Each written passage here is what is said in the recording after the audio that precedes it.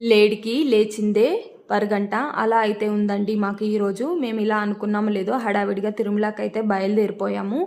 Alipiri bus స్టాండ్కి అయితే వెళ్ళి మేము బస్ ఎక్కామండి. అదేనండి బాలాజీ బస్ స్టాండ్కి అయితే వెళ్ళి మేము బస్ ఎక్కాము. ఇక్కడ మనం చూసుకున్నట్లయితే ఘాట్ రోడ్ మొదలయ్యే ముందు ఇక్కడ చెక్ పోస్ట్ అన్నది ఉంటుందండి.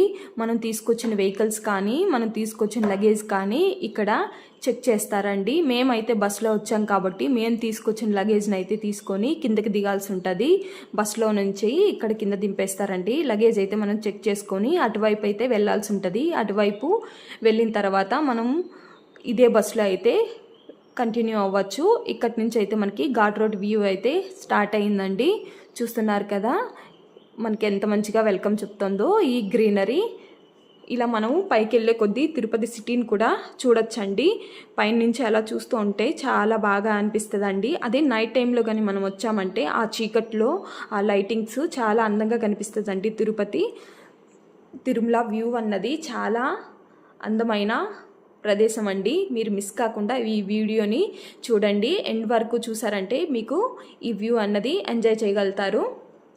ఇలా మనం చూసుకున్నట్లయితే పచ్చగా ఎక్కడ చూసినా ఈ చెట్లతో తిరుమల అంతా నిండిపోయి ఉంటుందండి. ఇక్కడైతే మనం చూసుకున్నట్లయితే తిరుమల ఘాట్ రోడ్డు పనులు అయితే జరుగుతున్నాయండి. రోడ్డు పనులు అయితే జరుగుతున్నాయి. మనం అనుకున్న దానికంటే లేటుగా అయితే మేము రీచ్ అయ్యామండి. ఈ రోడ్డు పనుల వల్ల కొంచెం ట్రాఫిక్ కూడా ఉన్నది. సో అందుకే లేట్ అయింది.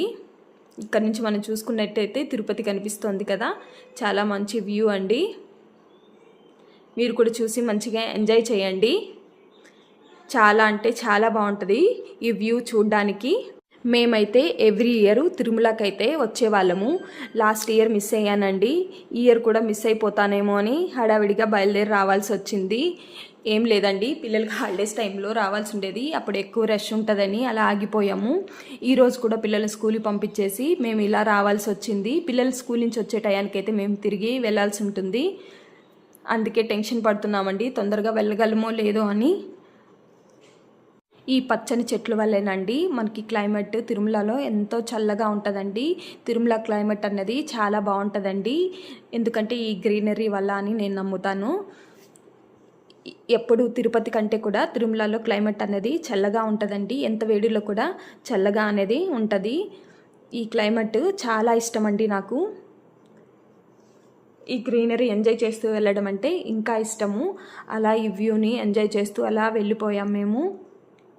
మొత్తానికైతే మేము తిరుమల రీచ్ అవుతున్నామండి. ఇంకా 2 ఘాట్లు ఉన్నాయి, అవి ఎక్కామంటే తిరుమల రీచ్ అయిపోయినట్టే మేము.